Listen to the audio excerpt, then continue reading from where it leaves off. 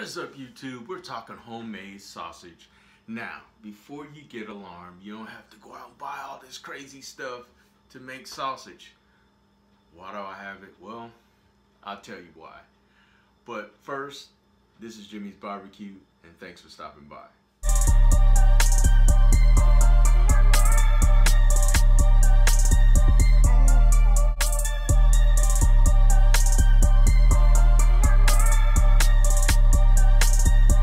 Why do I have all this stuff? Well, I got a link in the description regarding this particular mixer, and you just get the 411 on that. This is a hand crank version. You can clamp to the countertop. I've had this for many moons. I do love to hunt and fish, and I had every intentions to make venison sausage.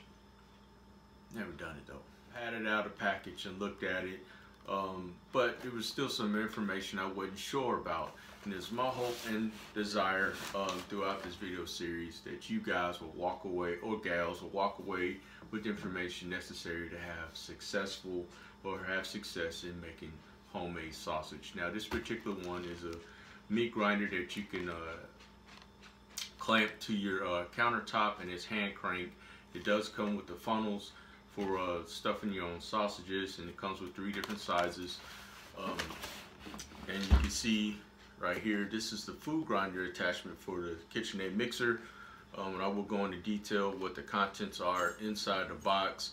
And I will tell you, if you have this, you will not have everything you need to make sausage, because it does not come with the tubes or the funnels for stuffing your casings. That's how I ended up with this one. But prior to purchasing this, I did go on Amazon and purchase some funnels or sausage tubes, and realized it was one vital part that I did not have. Now, I could have still went through and got by without having the particular piece, and you will see what I'm talking about once we get further into the video, which led me to buying this kit here. That one piece is inside this kit that I'm talking about when you get to the stuffing stage, stuffing the meat into the casings. And regarding casings, you have various options with the casings. You have collagen casings, and you have natural hog casings or lamb casings. In my particular project here, I went with the hog casings. I did have collagen casings. The reason why I ended up with using hog casings is because this tube that I used to make my sausage links, this is the biggest casing that I have, and it was just a little bit too small. It would not fit on the tube, so I went with the natural hog casings because they will stretch a little bit. I thought I would have a little bit more success with the collagen casing because I thought they would be a little bit more forgiving. Ended up doing a fairly decent job with the natural hog casings, and as you see throughout the video series, how those came out.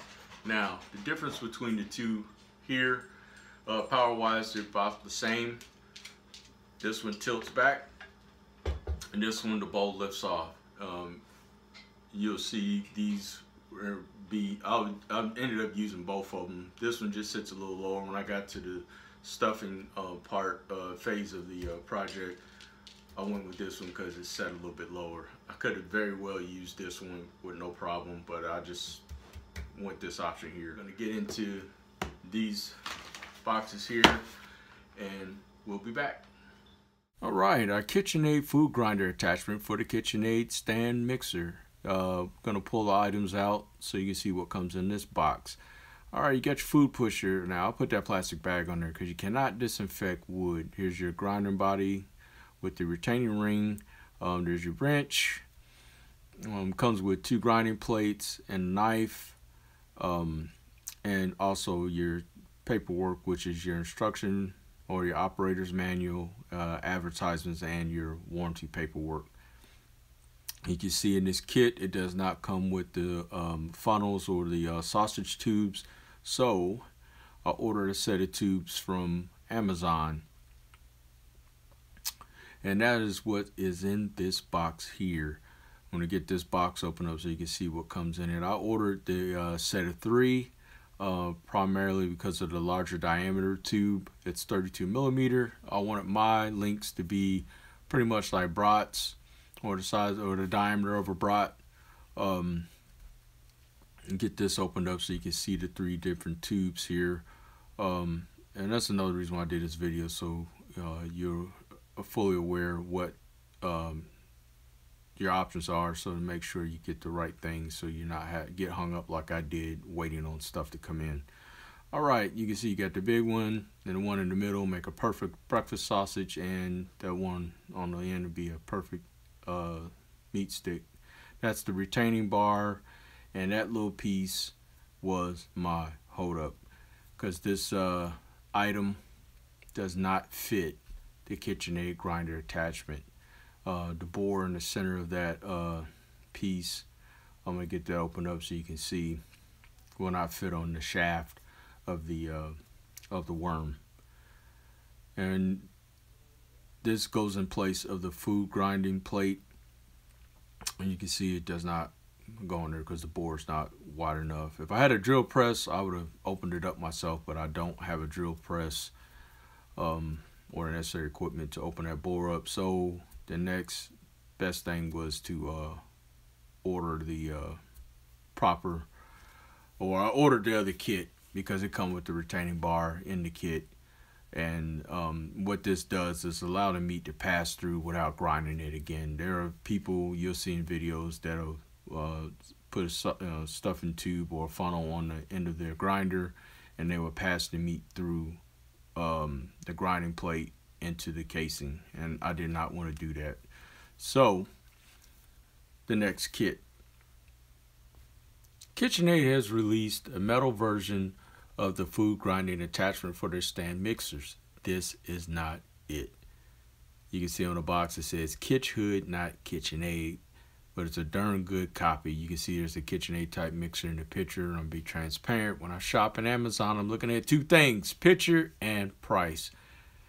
This bad boy comes with the plastic cleaning brush, which is key for hitting those hard to reach places. Plastic food pusher. There's our grinding body. Here's our hopper. I like the fact that it detaches, makes cleaning a lot easier. You don't have this big awkward piece. There's our instruction manual. Comes with 2 sausage tubes or funnels. Those are going to be the smaller of the 3 that I showed you earlier.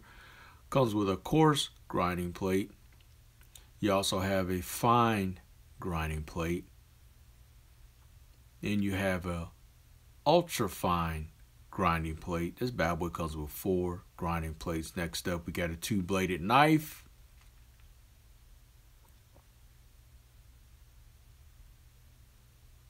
And that looks familiar, retaining bar, and I could not wait to see if this bad boy works. There's our kidney grinding plate, and we have a 4-bladed knife. So you got 2 knives, the retaining bar, 4 grinding plates. There's our metal worm with a deeper channels for pushing the food out a lot faster.